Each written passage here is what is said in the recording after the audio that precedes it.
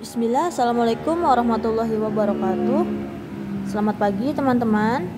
Apa kabarnya hari ini? Semoga teman-teman selalu dalam keadaan sehat ya, dan selalu diberi semangat dalam belajar. Baik, hari ini kita pelajaran tematik.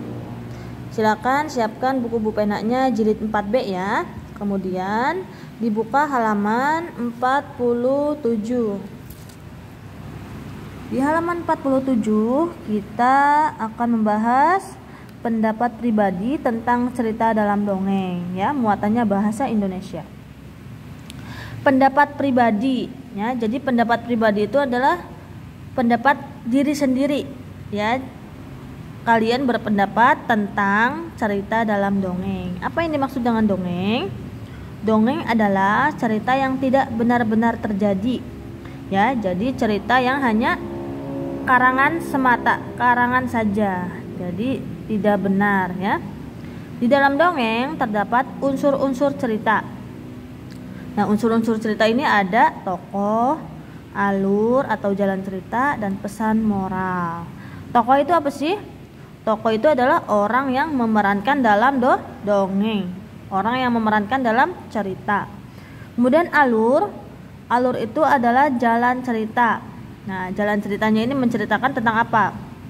Apakah alurnya dari awal sampai akhir atau dari akhir hingga ke cerita dari awal kembali. Nah, dalam alur ada dua ya, alur maju dan alur mundur. Alur maju adalah cerita yang menceritakan ke masa depan. Kalau alur mundur adalah cerita masa lalu cerita masa kini menceritakan masa lalu. Dan pesan moral. Pesan moral itu apa? Pesan yang untuk diteladani ya. Pesan yang baik.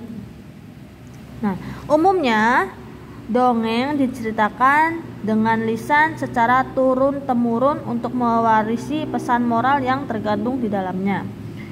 Dongeng diceritakan dengan lisan secara turun-temurun, maksudnya adalah diceritakan dari kakek ke ibu kalian, kemudian ibu kalian ke kalian, nah kalian ke adik kalian, dan seterusnya ya.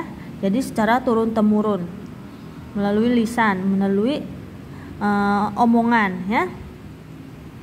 Nah, kemudian pesan moral dapat diketahui dari kejadian-kejadian yang terdapat di dalam dongeng. Pesan moral tersebut dapat diterapkan dan diteladani dalam kehidupan sehari-hari. Nah, jadi pesan moral itu adalah pesan yang baik, yang untuk dicontoh ya. Nah, kemudian teman-teman kita buka halaman 57. Di halaman 57 kita akan membahas menilai komentar terhadap kejadian dalam suatu dongeng ya. Kita menilai cerita tersebut, kemudian dikomentari. Apakah komentar kalian itu baik atau kurang baik? Nah, kita dapat memberikan komentar atau pendapat tentang peristiwa yang terdapat dalam dongeng ya. Pendapat dapat dikemukakan ketika kita sudah mengetahui tokoh, alur, latar, dan pesan moral. Nah, latar itu apa? Latar itu tempat kejadian dalam cerita ya. Jadi kalau kita mau berkomentar, kalau kita mau menilai suatu cerita, maka kita harus membaca terlebih dahulu cerita tersebut ya. Kalau kita tidak membaca, tentunya kita tidak bisa berkomentar. Tentunya membaca ceritanya dengan teliti ya, dengan seksama, dan perhatikan tokohnya, alurnya, latarnya, dan pesan moral di dalamnya supaya kita bisa berkomentar. Nah, kemudian teman-teman dibuka halaman 65 ya. Di halaman 65 kita akan membahas menentukan pesan moral dalam dongeng. Nah, pesan moral adalah pesan yang baik, yang bisa kita teladani, yang bisa kita contoh. Nah, teman-teman, sebelum kita menentukan pesan moral dalam dongeng, kita harus membaca dengan cermat dan memahami dongeng dengan baik. Nah, teman-teman, komentar terhadap pesan moral dapat dinilai dengan cara melihat apakah komentar tersebut sudah sesuai dengan yang terdapat dalam dongeng atau tidak, ya. Kita juga bisa menilai apakah komentar mengenai pesan moral tersebut dapat atau tidak dapat diterapkan di kehidupan sehari-hari, ya. Jadi pesan moral juga ada yang baik dan ada yang tidak baik.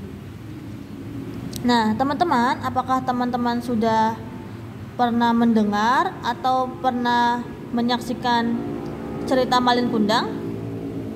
Nah, di sini pesan moral dalam dongeng Malin Kundang adalah kita tidak boleh durhaka kepada orang tua. Sebagai anak, kita hendaknya selalu menghormati orang tua. Menghormati orang tua dapat membuat hidup kita bahagia. Nah, ini adalah pesan moral, ya. Pesan moralnya bahwa kita harus sayang kepada orang tua, tidak boleh melawan, ya. Apalagi kita sebagai muslim,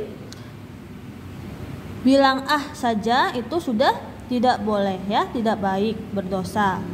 Jadi kalau orang tua kalian menyuruh, ya, apalagi untuk kebaikan, jangan ditolak, ya, atau harus kita turuti. Kita juga harus menghormati orang tua, karena menghormati orang tua akan membuat hidup kita bahagia, ya, teman-teman, ya. Alhamdulillah, teman-teman, kita sudah membahas materi tematik hari ini. Semoga apa yang sudah kita pelajari menjadi tambahan wawasan untuk kita, ya. Silahkan apabila ada yang belum paham boleh langsung ditanyakan di grup diskusi di WhatsApp, ya. Semangat belajar, tetap semangat, ya, selalu semangat. Kita akhiri, barakallahu fiikunna. Wassalamualaikum warahmatullahi wabarakatuh.